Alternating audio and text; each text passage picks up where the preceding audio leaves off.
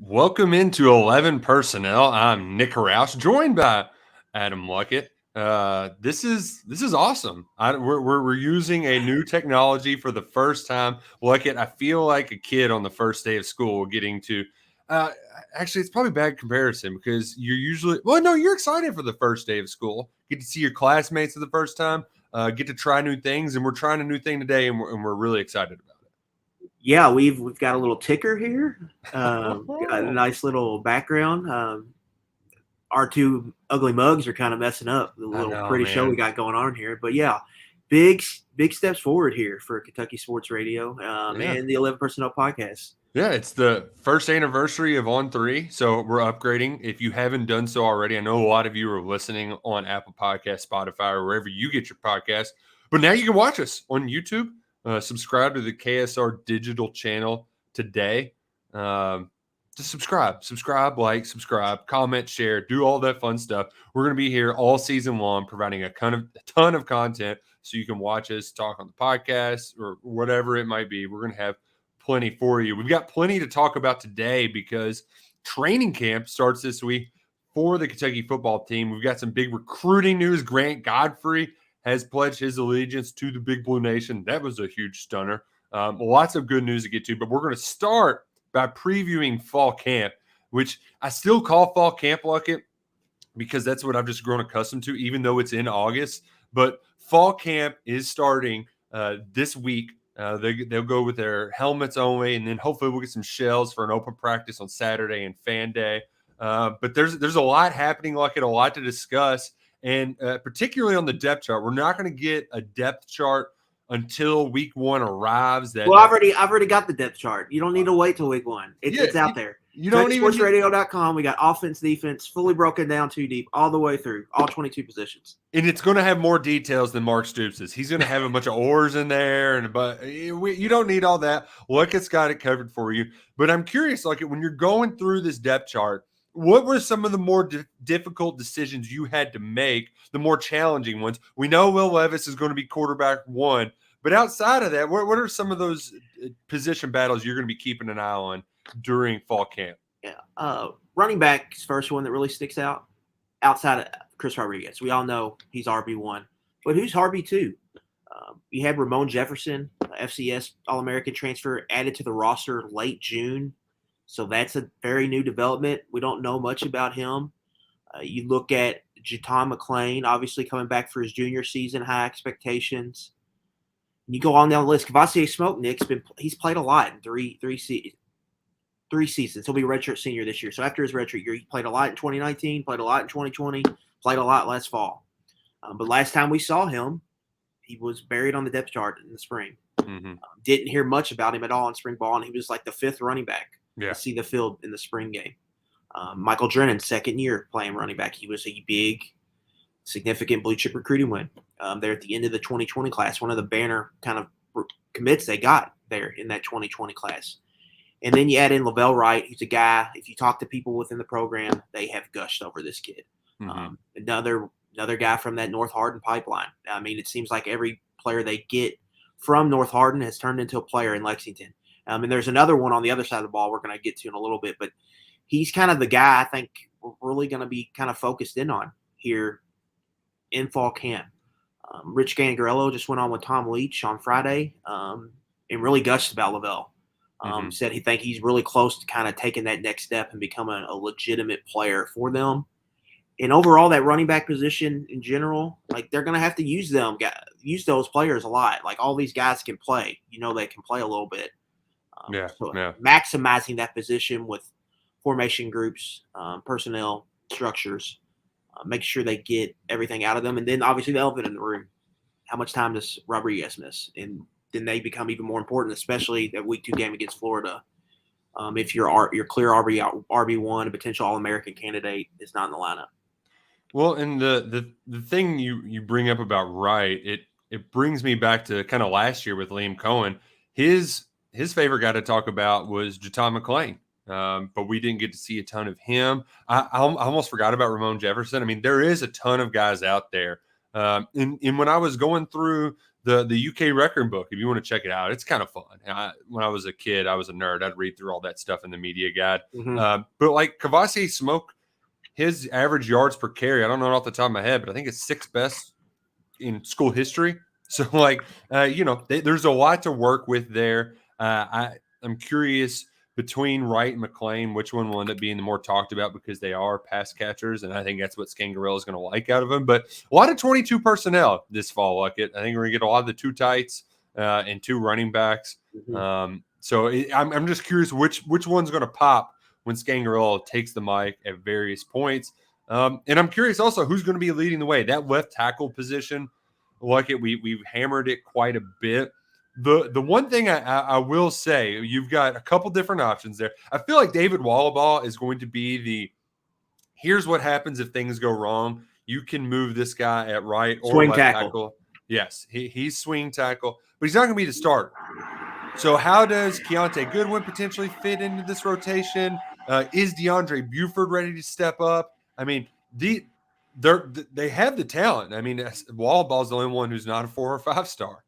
So there's plenty of guys there.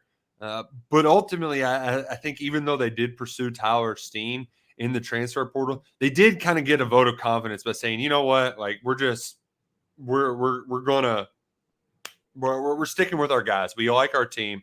And I think that does give me enough confidence to know that they have some dudes in there to make sure that it's not going to be a complete liability this fall.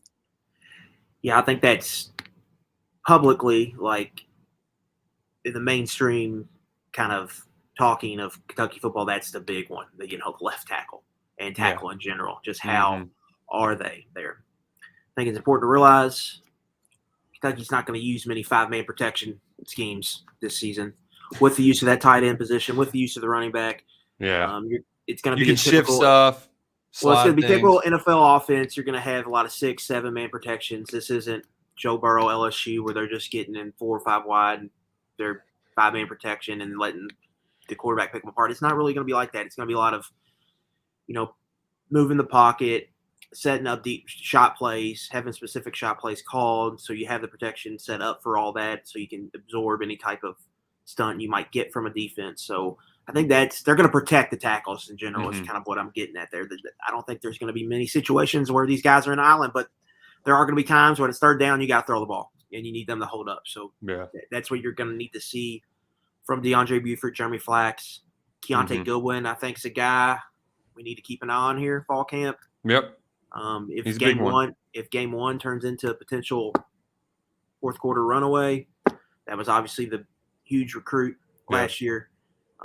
You have to think they're going to try to get him in there to see what they have with him early. And if he can become kind of a rotational piece there with Wallaball, that gives you insurance, right? Yeah. You really need one of these. You need one of Buford or Flax to really hit and to be that guy. All right, we got a guy we can build with who can potentially become kind of an all-SEC type player for us. But in the meantime, we don't have to worry about him. He's a quality starter. And then you have 3 other guys at the other position where you can just figure it out. Yeah, but you really need one of them to lock it down this camp and this season, really. DeAndre Buford, I think Nick kind of fits their blueprint there. Redshirt sophomores that's been a popular year 3 for a guy to step into a starting role and really kind of own it. We saw it with Kenneth Florsey. Eli Cox. There's 2 of them on the offensive line right now. We've seen it with others. That's when Luke Fortner really got in the lineup and started to play. So that's really kind of the year you start to see it. That's kind of their development plan at that position. And if Buford can solve that, it not only answers a position now, it answers it for the next 3 years where you have that kind of lockdown. And then if you hit on Keontae Goodwin or even Wallaball at all, then you could potentially have a situation next year where you're really deep at tackle, a position that is hard to be deep at. Yeah. So he's one of the more important players, I think, for Kentucky going into this year. If he can really kind of be a solid player, it really puts them in a great shape, not just for this year, but really long term at that position. Well, in the schedule allows Goodwin to be able to chunk up a lot of that valuable experience that he needs. Aside from Florida in week 2, your entire month of September, I think it's just FCS and action. Like just go out there and be able to get some quality. Because I have a feeling, look at a sneaky suspicion, he's going to get some of those. All right, it's Series 3. It's still a close game. Let's see how you do against the first team pass rusher. Yeah, he's going to get a predetermined series, right? I think that's a safe assumption. Our first month of the season, especially just to see where he's at. He was in here for the spring, so been established. We all know he's got the physical skill set. And he's got the work ethic. It's just the reps. Just show us the reps, and then that's really what the whole left tackle in general. We haven't seen the reps. It's all been in practice. It's all been away from the field. It's got the recruiting. Every other checkbox is crossed off. Now you got to go do it on the football field. And like you talked about the redshirt sophomore. It's kind of year 3 for this offensive line. It's a big year for him. It's not the case with the wide receivers. And as much as we know that Tavion Robinson is going to step in and get a lot of targets in that slot receiver position. Right. Who's next? Yep. There's a lot of dudes you can run through the list, but who is next? Who's going to be that second wide receiver to get a lion's share of the touches? You got to make a bold prediction today. All right, receptions. Let's go purely receptions. Who has the second most receptions on this team besides Tavion Robinson in 2022? Bold prediction. Well, it's not a receiver; it's a tight end. Oh, but we'll get into that in a minute. But wide receiver, if you want to talk receiver, obviously Tavion is going to be wide receiver 1 in the offense. I don't think people need to overthink that. The Shanahan-McVay offense is very slot receiver driven. Part of the reason Mark Stoops hung his hat on this scheme was historically Kentucky's been able to find good slot receivers. And this offense unlocks them and allows them to really kind of carry a passing game. So I think Tavion Robinson's going to step in, and you're not going to see the Wando Robinson numbers, but I wouldn't be surprised if he pushes 70 receptions this year, Nick. Yeah. I think he's going to be a huge part of the offense. Now, wide receiver next to him, Dane Key, I think, has kind of got that next position locked up, and he's kind of the true X receiver we've talked about, right? That can line up into the boundary and beat one-on-one press coverage and make tough catches. I think that's what he's going to provide the offense now. It's his first year playing, so the bar should be low. You typically, Nick, you don't see true freshmen really come out in the SEC, and you don't see the Rondell Moore year like he had at Purdue as a true freshman. Right. It takes them a little bit. So, the bar, I think we need to be very careful with Dan Key here. I think expectations are high for him, but I think best case scenario might just be, 35 receptions, 500 yards, something like that. Which is solid. I mean, that's a great year for most Kentucky receivers. So I think he's the second guy there, but really you need a third. You got to have a third guy. I think tight end kind of their depth there kind of eliminates some of that and how they're going to use running back at tight end. But the biggest position battle in this camp, obviously we're all going to be watching Key and Barry and Brown. And the latter specifically is going to have some schemed up touches, I think, weekly. They just got to find ways to get the ball in his hands because he has a certain level of juice that they just haven't had around here in a long time. Three touches minimum, I think, a week for Barry and Brown. Right. But the big one is kind of DeMarcus Harris versus Chris Lewis. You've got a redshirt freshman and a redshirt junior. You need one of those guys to be a dependent player for you that you can depend on weekly. And you kind of need it to be an upgrade over what you had last year, wide receiver 3. Last year, you kind of had Isaiah Epps in a revolving door. DeMarcus Harris got in there a little bit. You need Chris Lewis or DeMarcus Harris to be a better wide receiver 3 this year. And that's really I think that's a real key in the offense because if they get that, it'll balance out the true freshman growing pains I think Dan Key could possibly have. And it won't put too much pressure on the tight end and position and Tavion Robinson there in the slot. So having one of these guys really step up, I think is going to be key. And we've heard good things said about both DeMarcus Harris and Chris Lewis. Like if you look at any workout video with Will Levis, Chris Lewis was always there. Yeah. So I think that's a good sign. And it's a guy we all liked a lot coming out of high school. He was kind of the big X receiver that they got recruiting wise, and then now he's kind of taken over. But if you can find a way to get consistent play out of either one of them, it would be a huge win, and I think it would have a big impact on the offense.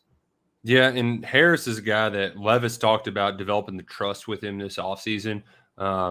That trust, that's a big word because there for a while last year, he got the yips at the beginning of the year. I mean, there's just no other way to put it. He dropped a pass and it just kind of snowballed. So Mhm. the consistency is the big key there. I know with Lewis, it was a lot about developing physically. I mean, Guys are even so skinny. yeah, yeah. But he has the athletic tools. I mean, he was the Birmingham Athlete of the Year. He was all state in football and basketball. Like Mhm. this kid, he's got the competitive juice. He's a bulletin board material guy. Like long term, we've discussed this. He has what it takes. How quickly though is he going to make that jump? We're Right. going to be paying attention For to him, that for this him too, fall. Nick. It's kind of a big year for Chris Lewis to stake down a spot with the Yeah. way they're recruiting Mm-hmm. receivers. Like Shamar Shamar Porter, Porter's coming in, and he's an he's ex good. receiver, and he's a dude. Yeah. So, and he might be a little more physically mature at this point Mm-hmm. in his career. So he's going to be coming in, and he can play. And if Dane Key's The real kind deal. of what's been You're leaked right out, behind. yeah. So this is a big, big year, I think, for Chris Lewis to kind of stake down a spot. And so that's an underrated kind of development, I think, to notice because so Kentucky's recruiting receivers at kind of a different level than they've ever had, and so it's going to put pressure a little bit on that room. So big year um, for number 89 there, redshirt freshman out of Birmingham. Uh, I want to go to the defense to talk about position battles, but I'm curious though, which tight end is it going to be Upshaw? I think in the last week I've just talked myself into Isaiah Cummings just having a monster season. I think I like that we take. all Like it. I like that take. we've talked about this guy, Nick, since he was senior at Male, and we've all said, he could play receiver, but if they move him to tight end, he could be a real weapon. Like an NFL, he can be a draft pick. And we saw some signs of it last year, I think. Caught 3 touchdowns, had 14, 15 receptions, but he missed some time there at the end, had dealt with injuries. But I just think he's going to be a real important part of this offense because of that positional versatility, because of how he can flex out. He can do some of the H-back stuff that they want to do. He can block, which is Yeah. gonna help them scheme up some play action pass stuff. I just think there's a lot there with him, and he can in a pinch he can line up into the boundary as an X receiver and win some stuff for you. So I think him a year in the weight room, he's got to add some weight on. Junior season, I think he's just going to have a big year. Keaton Upshaw, I think that's a more popular one, I would say, but I think there's real injury concerns there with him. He missed. He played in the spring, but we saw him. He just didn't look the same coming back from that pectoral injury. So he's kind of a little bit of a wild card, I think, there. But I think Cummings is going to have a real big role in the offense. Well, and in Cummings' case, with Upshaw, we saw a few flashes, but I think we get more. We've seen more consistent. Like I feel like I can rely on Isaiah Cummings a little bit more. He had that big block down at South Carolina to spring free a Cavassier smoke touchdown. He's played physical, even though in his body it didn't look ready for that moment. And now you feel like this is the year for the Louisville kid, and that would not only be huge for Kentucky's recruiting cases in Louisville, like, hey, male kids, look what your boy's doing. And he's also going to look like a badass this year wearing number 8, changing up his number. Going to look real good lining up at the tight end. Single digit action, yeah. Him and J.J. Weaver kind of teamed together. It's been like 3-4 years now, Nick, where they've kind of had their way in city of Louisville recruiting. Mm-hmm. But they need like these guys to produce. And I think Cummings and Weaver can both become draft picks. And if they're two guys, if Kentucky has a big season like people think they can have, and these guys play big roles in that on both sides of the ball, that's a huge selling point, I think, in that city. And especially with Louisville, the California Cardinals down there, not recruiting the city a whole lot. It can widen the gap a little bit there for Kentucky in recruiting. Now you look out this next class, the 2 classes might not be great, but you never know when that could change, or when you could have a big type year talent wise in that city. So I think that's an important development to get some of these Louisville kids, get them playing at a high level, and potentially get them drafted, and continue kind of your in-state recruiting ownership they've kind of had the last couple of years, and maybe even make it a even wider margin. To flip it to the other side of the football, I think there's a couple obvious position battles, and the most obvious is at cornerback, Luckett. And it's safe. I think we can safely say that Carrington Valentine and Keidron Smith are going to be quarterbacks 1 and 2. But outside of that, you're really throwing a lot up against the wall. And when I mean a lot, I mean a lot. Kentucky's added a lot of players this offseason and a lot of guys from unusual backgrounds. Jordan Robinson got lost in the shuffle in the COVID year, went to a D2 school, and then Kentucky found him at Livingstone College and was like, all right, let's see what you got. London Kraft played for 3 different coaches at Mississippi State in 5 years and was a walk-on for the majority of it, but started in 8 games in 2020. Mm-hmm. So, you've got a lot of experience there. And in addition to that, you just the talent that you've brought in through the recruiting ranks. What's Drew Phillips going to look like once he gets more logs? So, and not only with Drew, but there's like 7 other guys that are in their first or second year where you just don't know what they're going to bring to the table, and you have to find a third guy somewhere. And I have no idea who it's going to be. Nobody would shock me in this group. Let's start with what's established here. Carrington Valentine's returning after starting every game last year, played nearly 800 snaps. He's got a spot locked down. And then over at the other cornerback spot, I think you're going to see kind of a position battle between Keidron Smith and Andrew Phillips. I think we all expect Smith, the Ole Miss transfer, to win that battle. But Phillips is huge here, Nick, because they need a rotational corner to play. And when you look at the rest of the room, you talked about kind of odd or different kind of recruitments or backgrounds. Like Elijah Reed also fits that. Yeah. Switch position, super senior in high school, and he ends up at Kentucky, and I think he made a big splash there in the spring, but he's very much a development prospect. Him and Andre Stewart both are 2 signees. They're true cornerbacks. And then we don't know about Alex Afari, or Kobe Albert. I think Kobe Albert's a true safety. Yeah. Afari was a big recruiting win out of Cincinnati. Feels like a nickel slot kind of in the box a little. I could see that, but I could also see him being, using that length and just putting him at boundary corner. Yeah. That too. So how they use him is going to be, I think, interesting to follow here. But really, with a big one, you need Phillips to emerge here as a redshirt sophomore and be a contributor, right? Contributor for them. And then I think the nickel is obviously a huge one here. That position battle. Vito Tisdale, this would be his spot. Yeah, he was going to be a bone signed, crusher sealed, this delivered, year. right? Yeah, and get a bunch of reps, and because Vito missed a lot of practice time. Yeah, he was a true freshman, didn't come in for the spring, shows up late. Then he missed all of spring last year, most of fall camp with the off-field arrests, and the charges end up being dropped. Comes back in the middle of the season. Then he comes to spring. You were hoping a full spring, full fall camp, and really the signs were there where he could have maybe took a big jump forward as a player. But he's out now, towards ACL in the spring, and so that put them in a little bit of a bind. They go out and beat TCU in Washington for Texas State transfer Zion Childress. He started 2 years for Texas State at kind of a safety and nickel role. And then he's in a big position battle, I think, with Joe Williams, junior out of Baton Rouge. With a 4-star recruiting win 2020. You loved his tape. I loved his tape coming out of high school. So much.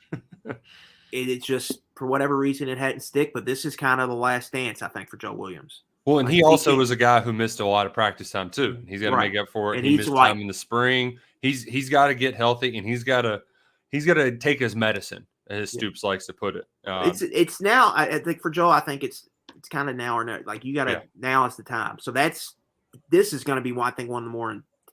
It should be one of the more intense battles, I think, in this camp. Like it should be a legit battle. Like who's getting that nickel spot. And it's also important because you got to realize early if you can hold up there or not. If you can't, then you're going to have to make some personnel moves. Potentially Jalen Geiger moving him back down to nickel. And then a key in this whole thing, I think, back in the back end is Jordan Lovett, another North Hardin guy like we talked about. He really shined there, Nick, in the spring. Surprisingly, I think for a lot of people, when you kind of dig into his recruiting profile, ton of ball skills. He led the nation in interceptions his junior season. He was kind of late to the game of football, but he's got some real athletic traits here. He's already over 200 pounds, 6'1", 6'2". He's got really good speed, it seems like, can really close down, a physical, willing tackler. I think there's a lot there with Lovett. I think he could be a potential star on their defense, and if that light comes on, and he kind of takes the next step, it could be a situation where they just can't keep him off the field. Like he's got to play somewhere, and that could cause some shuffling there in the back end. Well, and as Mark Stoops put it, with some of those guys that in the back of the defense, a lot of it can't be taught. A lot of it's instincts, and he's got the instincts, right? He's got the instincts, and he's also, if he's making a mistake, it's an overly aggressive mistake. That's what you love to see. Just somebody who's willing to do whatever it takes to make the big hit, to make the big play. It's kind of like Vito Tisdale, which I know we're not going to see him wrecking any dudes. I mean, he hurt himself in the Citrus Bowl. He tackled a guy so hard. Envisioning Lovett and Tisdale on defense together. Oh, man. Just so much fun. I mean, that's we're not going to see it this year. We're going to have to wait till 2023. Yeah. But when that happens and both those guys should be able to play 2 years together, you're just going to see some closing speed and some hits that you just haven't seen from a Kentucky defense. And it's going to make those zone windows a lot smaller. We're not going to get to see Vito actually on the field this year, but when we've been at practice that dude is still being Vito Tisdale, like hopping around on one leg on the sideline, trying to get people hyped. And when he's at Kroger Field this fall, he's going to walk over to the Louisville student section and throw his L's down. Like he's still going to be chirping. It's just going to be with the brace around his knee on the side. You can take the Vito off the field, but you can't take the field out of the Vito. A little some chirping on crutches. It's going to be great. But yeah, I mean, I do the 2015 Governor's Cup when you had Drew Barker and them. But the one obviously you don't want anyone to be injured, but at least the Vito injury happened as early as it did. So you had time to kind of go in the portal, find a quality player, and he should be back for spring ball, even if it's not 100%. He should be able to do most team activities. Well, it's kind of similar to getting Jacquez Jones from the portal last year, where when Jackson when D-Jack got hurt. And now you look at this year, the depth is freaking loaded there. Right. Yeah, because we don't need to talk about position battles at linebacker because it's stout. It's deep. Established. Yep. Defensive line, we don't know who's going to be that's going to be a two-man rotation. That's a back committee approach. So really a lot of the position battles are on the back end. But I want to change things up slightly. We can go big picture here, or we can go individual player. But who does need to improve the most in your eyes going into this fall camp? You've got I'm bad on the days, the number of practices, and all that stuff. But who needs to take the biggest leap from day one until kickoff against Miami of Ohio? Yeah, you mentioned the cornerback position, and just the secondary in general. How they're throwing stuff at the wall with some of the additions. It feels like from the transfer portal, they're just we got to have bodies at least to give us options, and that works. But the only way I think a cornerback becomes a solid position for Kentucky this year is Carrington Valentine takes a big jump forward. So junior, played a little bit as a true freshman, started a ton last year. Probably started a year early in his development. Probably needed another year kind of to add strength in the weight room. He's a junior now. He's had an extra offseason in the program. You need to see him take a jump forward. He's got to be one of Kentucky's better defensive players this year for them to really kind of improve there and not be a total weakness there on the back end. Because if he's good, then that other corner position becomes maybe lesser of a worry. You feel like it has a high floor, at least with Giedron Smith. And then safety, it becomes, I guess, you're losing some star power with Corker. That becomes maybe lesser if you get some big-time play from Carrington Valentine. But he's the key. I mean, he's really got to take a step forward for Kentucky this year because they need him there because they had a lot of guys, but they're still not very deep, Nick. Yeah. They got 3 guys, I think, at cornerback where they're probably thinking they can play this year. So you need Carrington Valentine to really have a big season and be someone you can depend on weekly to make some plays for you. And I think the big thing with him, Luckett, is just don't be a liability. I remember my friend who's a Louisville fan. I know we all make bad choices, but he used to play a game. It was take a drink every time Fred Tiller gets burned. Sorry, Fred Tiller, don't mean to be throwing strays your way, but that's just kind of the nature. There's been plenty of guys throughout the year that we've watched Kentucky football. It's an older generation mostly that used to watch those cats where the secondary got burnt time and time and time again. And that can't be the case because it happened all too often in that Tennessee game last year. You just have to be solid. Not even a boss man fat. Let's go pick off 4 or 5 passes in 7 games or whatever it may be, but you can't be getting picked on. And last year they really picked on Valentine a lot, and that it showed. It showed. Let's call what Kentucky is. Like there's not a lot of cover one bump and run going on. No, not at all. He's going to play, he's going to be in a zone heavy scheme, but that's going to require him to come up and make tackles. When the time comes where they need him to come be physical and make a tackle, he needs to make a tackle. He missed too many of those last year. When he finds himself at the top of a route, he's got to make some plays on the ball. Didn't make very many plays on the ball last year. So that's really what they need from him. Some physicality and being able to play through some things. But they also need him durability. Like he's going to have to play a lot of snaps again. Like playing near 800 snaps last year was not fair to him. It's remarkable. Yeah. Especially in a position that runs so much. Well, and especially at a position where you got to have unfiltered, just confidence. I'm the man confidence. And if your confidence is shaky, that's not great at that position because you're put on an island a lot. Even in a zone heavy defense like Kentucky's, you're going to find yourself in some one-on-one situations where you've either got to make a play in coverage or make a tackle. And so for him, I think it's a physicalness, I would say.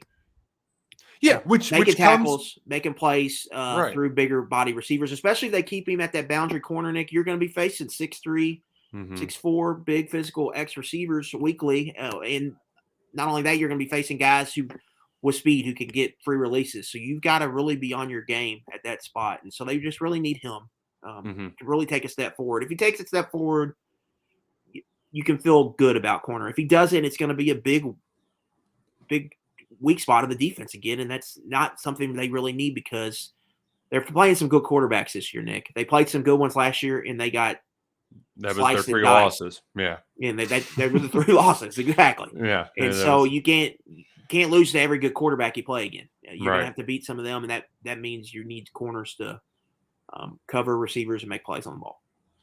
And our friend John Hale, formerly Courier Journal, now with the Herald Leader, his hot take was, that Carrington Valentine will just be like a Derek Beatty, just a solid guy. And if that happens, and I don't see why not. Brad White's giving me plenty of reason to believe that it's going to be the case. Valentine has him, like physically, if you've seen him from year to year, he looks different. And his redshirt year was a COVID year. That's not really a redshirt year. It was a lot of trial by fire this year. So he's poised. He's teed up for this. Now he just has to make the most of his opportunity. And I think you can say the same thing about Kentucky's defensive line, where similar to the offensive line, that's I don't want to say a slow cooker, but it takes some time to develop. And especially at nose, Kentucky they've got a nice rotation going where you're backing up for 2 or 3 years and you fill in for a former 4-star guy. You're backing up for 2 or 3 years, guy gets drafted, you step on up. That's going to be the case for Justin Rogers and Josiah Hayes at nose, particularly Rogers, because before there was Keontae Goodwin, it was Justin Rogers. He was the highest ranked commitment signee in the internet era of Kentucky football. And he's going to be asked a lot of this year, now entering his 3rd year. And it doesn't stand out when you watch on the tape, but he actually has some pretty impressive stats through his first 2 years where he's done some solid contributing, particularly in the run game. Yeah, that's where his strength is. But this defensive line in general, we talked a lot about that 2020 recruiting class. Whenever I remember Rivals had a story, the best defensive line classes in the country was Alabama, Clemson, Kentucky. They had a lot of 4 and 5 stars at every position across the board. And now that Josh Paschal's gone, you're going to have every person on that starting defensive line is going to be a 2020 recruiting class signee.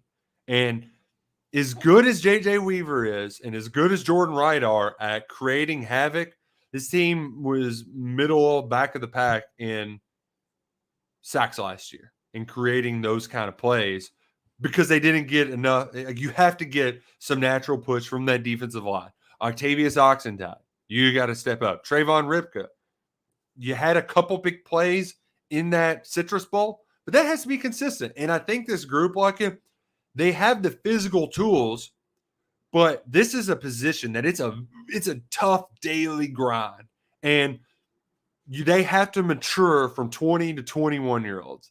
And I don't know about you, Lucky, but I had this moment. I remember being, 1:32 a.m. I had way too much to drink at Tin Roof, and there was like a light went off where you just kind of grow up, or it's the next morning. After that, you have that dumb moment where you realize, like, okay, there's a big difference between being 20 and 21. And this needs to be the case for these juniors. You have to grow up from being the kid who's there for the fun and to being the adult that treats this like work every single day. Oh, yeah. Those 2020 guys, the draft window starts now. It's year 3. Mm-hmm. They're officially in. They're a draftable prospect now, officially.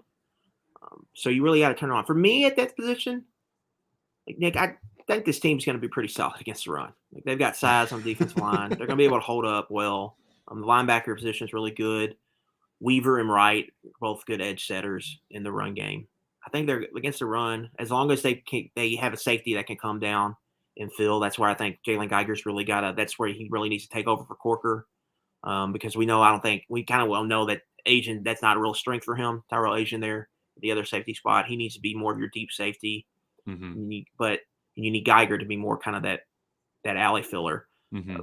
But for me, I think the run defense is going to be fine. I'm not really super worried about that. Rogers, I know, can play, can fit the run. I think Ox can do it. I think that was a big worry last year, and I think he showed against Florida. You turn on the Florida tape, you can see it. You turn on the LSU tape, you can see it. Him, big body in some SEC offensive tackles and taking on double teams. But to me, like, it's all comes down to the pass rush. Like, the way Kentucky plays defense, you just got to be able to rush the passer. Like, for them to be a top 15, top 20 unit, they have to be able to get consistent pressure.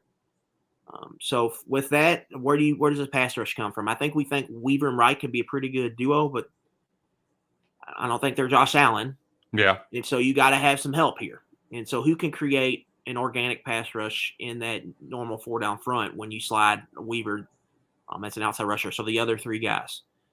I think Josiah Hayes has some potential as an interior rusher. And Ohio State transfer Darian Henry-Young is obviously the big one. Yeah. If he can become kind of a situational rusher for you, he's got a lot of length. That was, he was a big-time recruit out of Cincinnati. If he can become that and give you kind of a situational pass rusher there, it's maybe slide down maybe as a 3-tech, that's where it's going to come from. They really need the pass rush to really take a step forward. Now, and it took a step forward last year, Nick. Like, if you remember 2020, the pass rush was just bad. Kentucky was a good pass rush away from having a legitimate, I think, top 20, top 15 defense that year because they had an NFL corner and they had Jamin Davis who was cleaning up everything at the second level. Yeah. The pass rush just didn't get home enough, and that was the biggest issue on that defense. And they played 3 top 10 offenses in that 2020 season, so that made the numbers look a little worse than what they really should have been, stretched out over a full frame, especially when you consider that Florida and Alabama's offense they saw. Which have been 2 of the better offenses we've seen in the last 6-7 years in all of college football. And so that's really the key, I think, for this defense. And if the games go like we think they're gonna go, Nick. Mm-hmm. If Kentucky's going out there and scoring 35 points a night on offense, and they're not doing it in a tempo game, where there's a lot of possessions or lesser possessions, it takes a lot of pressure off the defense, but it also puts a lot of pressure on the opposing offense, where these teams might have to get pass heavy. And they're probably not going to be afraid to get pass heavy based on what they saw on tape from Kentucky's defense last year. Yeah, they want to get Kentucky out of their base and into a nickel. Yeah, like that. So they have to be able. This front has to be able to create some pressures, move the inside of the pocket, make a quarterback uncomfortable. So then that's when their edge rushers can really make an impact on the game. If they got an inside push, that's really forcing the issue. So they got to have a couple guys step up. I think, and then we get back Hayes and Henry-Young, I think, are the 2 big candidates there. And to your point, Luckett, the part that I guess slightly worries me is I think that their best rushers aren't your every down guys. It's like a specialty package where you put in Henry-Young and you put in Hayes. That's why Octavius Oxendown is so important because he was bringing it on a first and second down level. Whereas there's probably going to be some teams that are going to have to throw on UK on first down instead of just the obvious 3rd and 8s. You can't always, You can't only rush the passer when it's 3rd and 8. You can't only do that when it's obvious that you have to be able to generate it elsewhere. So I guess that's my biggest worry is getting it on a down-to-down basis. Like, is Trayvon Ripka going to be able to provide that if they're just straight drop back like Josh Paschal did? You don't have to be Josh Paschal in year 1, but you at least need to move the pocket some to be able to force him to make some errant throws. Because even, successful pass rush isn't always a sack. It's just making that quarterback uncomfortable to where they're not sitting back there all day and hitting their timing routes whenever they want. Nick, this is a position that's physically taxing. Mm-hmm. You lose guys. Yeah. Knows every year, the last 2 years. Well, I mean, last year they were really it was unfortunate that they lost McCall, Paschal, and Ox. Their 3 starters missed games last year. Yeah. I mean, that had a lot to do with kind of the defensive slide at the end of the season. But who do you think? Who's the one guy that they can't afford to lose there on that front? Do you think it's Ox? Especially when we saw what Calvin Taylor did and how effective he's a leader of that group too. Yeah. He's the outspoken leader. His name's Ox, for crying out loud, too. He's an absolute North badass. Hardin.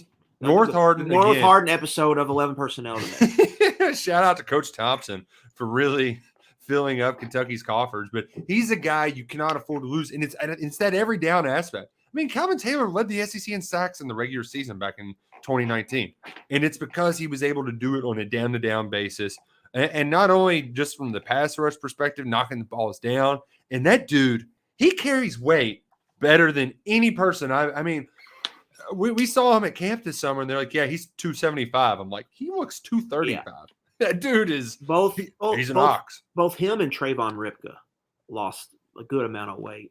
You have to think that's by design. Mm-hmm. I'm kind of thinking that's to get the pass rush. And you just saw Calvin Taylor's recruiting bio. It's not much of a recruiting bio. That is the recruit and develop blueprint right there for Kentucky. So whenever we get on here and maybe don't see it with a low 3-star, that's what they're going to throw in our face every time.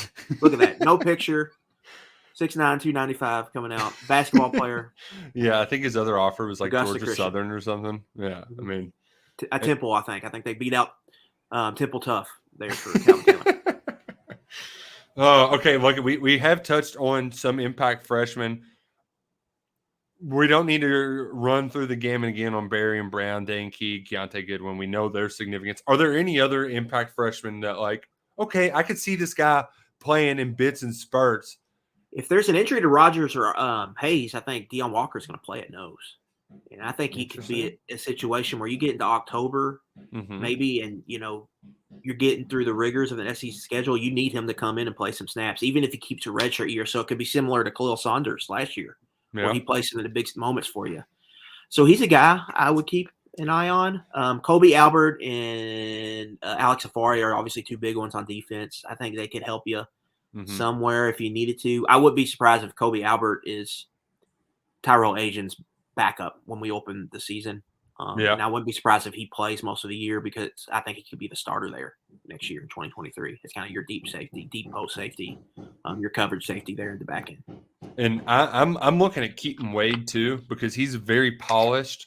Not only he knows his stuff to for a lack of better term, and especially when it comes to the pass rush the pass coverage fits and things like that. Jordan Wright durability has been an issue with him throughout his career. So I think Wade can make an impact on defense. And then more so offensively, Jordan Anthony's going to get here late, but he's another guy that's just so fast. How do you keep a world-class athlete like Jordan Anthony off the field?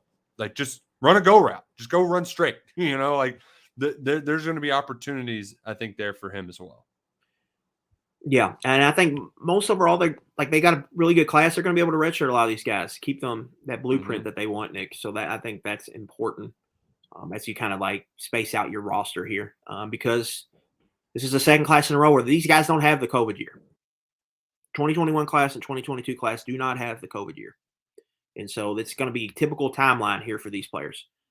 So you have to keep that in mind when making redshirt decisions and all of that. You don't necessarily have to use that because you can use it later in their career. So I think, that you show this Kentucky's roster strength where they're at, that they're able to to put some of these talented players on the back burner for a little bit and let them physically develop. The one thing I do worry about at that edge spot is that's just really hard for a true freshman to come in and do anything there. Like, you got to be a total freak show usually to really make an impact at that spot. And obviously, Kentucky doesn't have a backup outside of Wright and Weaver other than a true freshman. I think Wade's probably the most likely one to play this year. But I mean, my expectations are not, I wouldn't say the bar is very high. And if an injury happened there, I think you would see Nick, they would just get more sub package. Like, you would see a lot more nickel. That's a good point too, Luckett. All right, Luckett, let's put a bow on our fall camp preview. Who's going to be the real MVP? There's always one guy that about August 26th, 22nd. Isaiah Cummings was the winner last year. We keep talking about this. We keep talking about this guy. So who'd you say was the guy last year? Cummings last year. Yep. David Bouvier in 2018 sticks out. 2019, TJ Carter. 2020 was weird because it was COVID. Camp stuff was different. But yeah, and then I would say, wouldn't you say Cummings? It was either him or maybe Eli Cox. Yeah, definitely, especially with the position change. I think ultimately, though, it's going to be in that running back room. And I'm confident that Jatan McClain,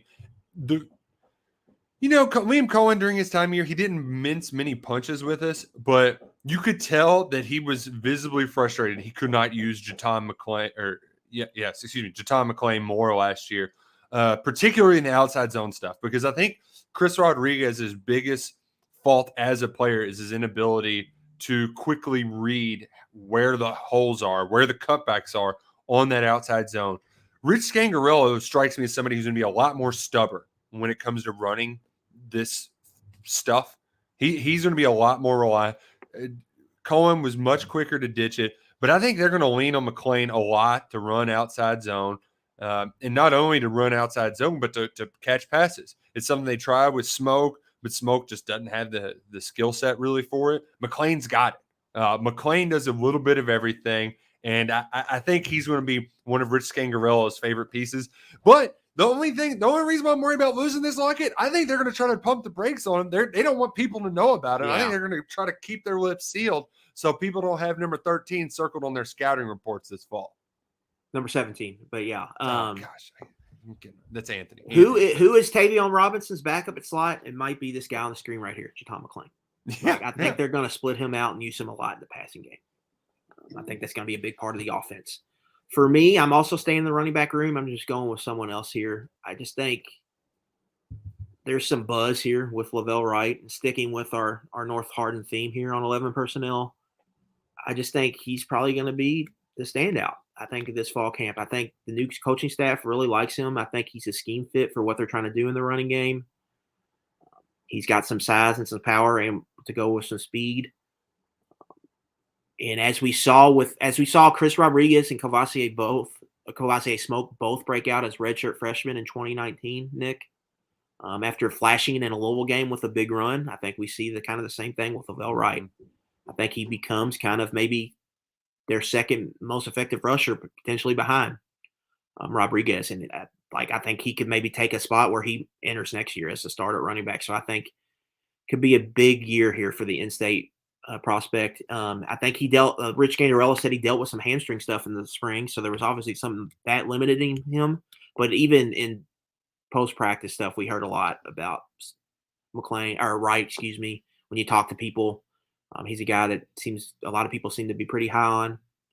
I wouldn't be surprised if we see a breakthrough from him this season, and he becomes not necessarily like, a star player, but he could have a year maybe like Cummings last year where it's limited carries, but he's getting in there every week and he's making some splash plays where he enters year 3 and maybe that's like the liftoff for him. But I think he's going to become a guy who's going to be maybe a consistent player on the offense who's going to have a really big camp. Well, and I've told this story before, but we'll stay with the North Hardin theme of this podcast. When they played my DeSales Colts his junior year, it'd be his junior year. I was asking my friend who's assistant on the staff about Ox. Like, is this guy the real deal? And he's like, the real deal is the running back, Lavelle Wright. He would have been just a sophomore at the time. Yeah. And he was like, the kid not only has the breakaway speed, he's physical in between the tackles. And the thing, too, that Luckett, he has what it takes in between the years. And I know like that's something I've learned in this job over the last decade. I don't care what the stars say, what he runs in the 40. Like it takes something up here to be successful on the field on Saturdays. And I know that I don't know him. Like I haven't spent an extended amount of time with him. But I've spent enough to know he's a yes sir, no sir guy. He's a business guy. He shows up every day for work. If he misses practice, he's hurting. Like there's a reason. This kid is hungry. He's eager, and I think that's really what's going to help him take that next step as a player. Yeah, I think it's another like we talked about Coach Thompson, his program. I think it's really it's like these guys he's gotten here. These dudes, I think, love football, and I think that shows. Yeah. And I think they're all going to have probably a significant role on the team this year. And then I think in 2023, they're all going to have huge roles on the team.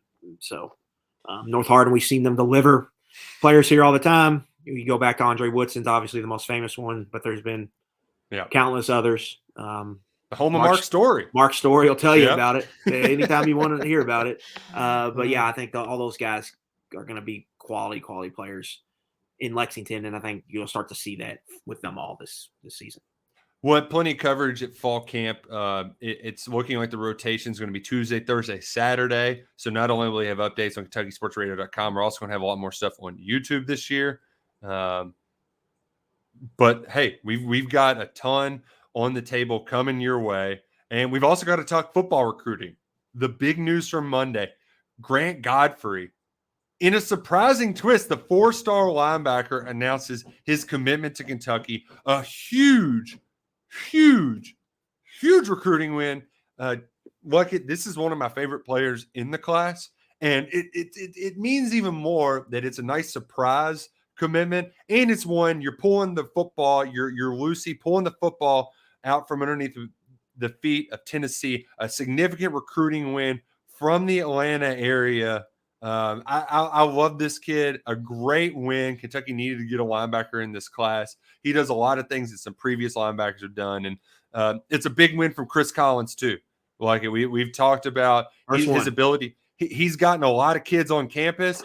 He sealed the deal in the Atlanta Metro, a very competitive recruiting area. Huge recruiting win for Kentucky.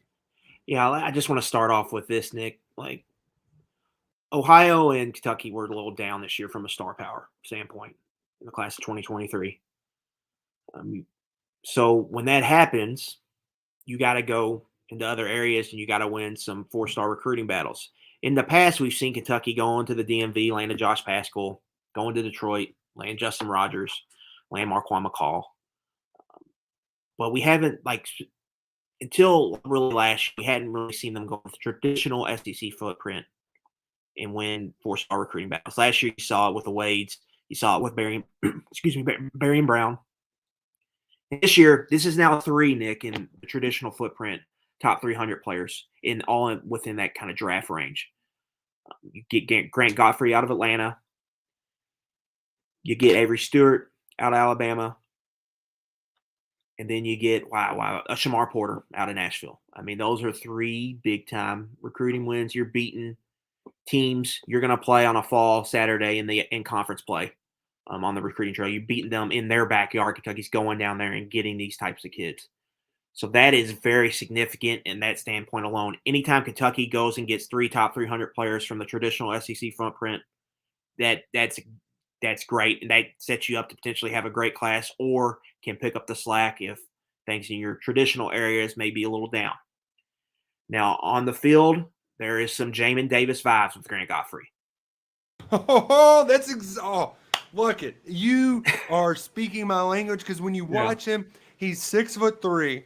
Well, he's got the length. He goes side to side. You worry a little about pad level at sometimes, but there's one clip in his highlight reel. It's a goal line situation, and he does what he needs to get lower. So I think the Jamin Davis, I don't like immediately comparing a 4-star recruit to an NFL first-round draft pick, but there's a lot of stuff there. As a player, you see the athleticism there, but there's also some stuff to work on. There's a little bit there that you're like, all right, we might take a year or 2 to develop, but that's perfect because you got Trevin Wallace in there ready to rock and roll. With Jamin coming out of high school, Nick, it was South Georgia. It was a lighter area where Grant Godfrey's playing in the best region in Atlanta. I mean, well, you could argue it's the best in the country. I mean, he's playing against Power 5 guys, so you're seeing his tape roll. Jamin was, but he had a slender frame, but he had athleticism. Jamin was just able to put on 40 pounds in Kentucky and keep all that athleticism. I think from a striking aspect, with Grant, that's an area that he needs to improve. He's more of a wrap and drag tackler at the moment, and he's not knocking a lot of people backwards, but you can just see some of this movement, and you can see in his frame here as long arms. Nick, he can really move east to west. He's got good change of direction, but you can see a player that can end up being 6'2", 235, 240. And if you remember with Davis, they played him some at outside linebacker. He played some Sam there for Kentucky for a little bit. Until the light bulb really came on in 2020, and he just became a stud there in the middle of their defense at Mike. But if the stuff never happens to Chris Oates, that was terrible stuff. Like Jamin Davis, he probably plays a lot more at kind of a Sam spot, and I think you're going to see similar with Godfrey. They're going to kind of use him in both areas, and I think when you look at some of their targets this year, they're looking for guys that can do that. That can play outside, some can play inside, some of that versatility, so they can do different things with their defense. And if they hit on a guy that can really cover, then you don't have to get nickel as much. You can play kind of a hybrid Sam linebacker there that kind of would potentially give you the best of both worlds, both in run fitting and in zone drops. That pass coverage, that read there, I mean, it's just spot on. You don't see him. He's good at keeping his outside shoulder free. So there are some little aspects to his game. It's a lot to build on. And this is the kind of prospect that Brad White loves. Like, he loves Noah Matthews because there's just a lot of raw tools for him to build upon. And that's exactly what Grant Godfrey's bringing to the table. The timing of this is great, too, because, look, I know we talked a little bit about you were wondering about the floor. It really raises the floor of this recruiting class and allows you to really go after those big fish down the road. So I'm freaking hyped. Yeah, I'm hyped. I love this edition. This is a basketball player too, Nick. So he hasn't spent a lot of time in a legitimate strength training, like a football strength training program. So he's going to be able to add weight pretty quickly. Comes from a pedigree. His brother just signed to play basketball for Clemson. He's going to be playing. His brother RJ will be a true freshman. For Brad Brownell's program there at Clemson this year. He's playing basketball in the ACC, so there's a lot there. I just think, I think the ceiling's pretty high. Like, you're not recruiting Grant Godfrey as a true freshman. You're recruiting him as a junior. Yeah. So get going to the body here. You could see him being a versatile, scheme-flexible linebacker who could play multiple roles and can really bring some speed to the position. So really big recruiting win. Like you said, they beat Tennessee. South Carolina was also involved. Louisville was involved. Wake Forest was involved. There's some he's got to mature physically, but you see some signs there where Kentucky can bank on their development here with him. And 3 years down the road, he could become a really good player for the program. Grant Godfrey is a Kentucky Wildcat. Love it. Absolutely love it. In other recruiting news, we also learned Neil Avery, who plays a similar position, more of an edge. Yeah. Kentucky was the favorite when he decommitted from Penn State. But look he went down and visited Ole Miss in the Grove, man. It works its ways. They got a commitment from him. Yeah. Spoke with our own Chad Simmons, director of recruiting here with On3. Came down to Kentucky, Ole Miss. But Ole Miss seemed like the clear winner here. Like you said, they got him down, I think, 3 times. They still have the official visit in their back pocket. And so that's hard to beat. Yep, hard but to Kentucky beat. Was close. Last year, Nick, Tyrese Fearbry took an official visit, committed to Penn State. And I think that may be a similar plan. Brad White's also on Neil Avery. He was on Fearbry. So we'll see what kind of year they have. But it seems like he's pretty all in on Ole Miss at the moment. So a tough loss there. Kentucky made a good run at it. But we're unable to get Avery's another guy who's a basketball player. Yeah. Got great length, and he's a true kind of edge rusher, whereas Godfrey's going to be, I think, end up off ball mostly. But a nice win there for Lane Kiffin and Ole Miss. Elsewhere, though, Kentucky might get one final commitment. No, actually, there's 2 more that could be on the table, and I've got predictions in the On3 recruiting prediction machine for each player to go to Kentucky. 4-star defensive lineman Kendrick Gilbert. We don't know when a decision date might happen. I heard leading into last weekend, there's a chance he could unofficially visit. I haven't got any confirmation on that since then. But so that one's out there. But Nikhil Beatron, I always want to call him Bertrand. There's only one R in Nikhil Beatron. Well, yeah. I've seen that in the decision. Actually, during UK Fan Day on Saturday, and that one feels like it's Kentucky and Syracuse, which is an odd. He just took it. Right. He just took an unofficial to A&M's huge kind of unofficial visit weekend that most everybody in college football had this past weekend. A&M was calling it their summer pool party, and so we'll have to see what the buzz was out of that. I think I'm not sure he was a take going into that trip. I don't know if he is now or not. We'll have to see. He hasn't taken an official to A&M yet. Nope. And so that's going to be, and he's already pushed back the announcement once. So we'll see what happens. Decommitted from Colorado, so there could be some more delaying, but if Kentucky can put the squeeze on it, though, then you can. I put in a prediction earlier. That was because I didn't think that A&M visit was going to happen. Now that that's happened, I think that changes things. So we'll have to dig in here this week to see how it develops. But he's one of the guys that Yinzer jumped on early here. Yep. And they wanted a true, I think, tackle where I think they have one now with Malachi Wood, but he's more of a development type player. I think they wanted more solid type of a guy who would maybe play a little bit earlier. He's more physically kind of ready at this point in his recruitment. And B-Tran's gotten some, Auburn was in on him, even though they liked him at defensive tackle for some strange reason.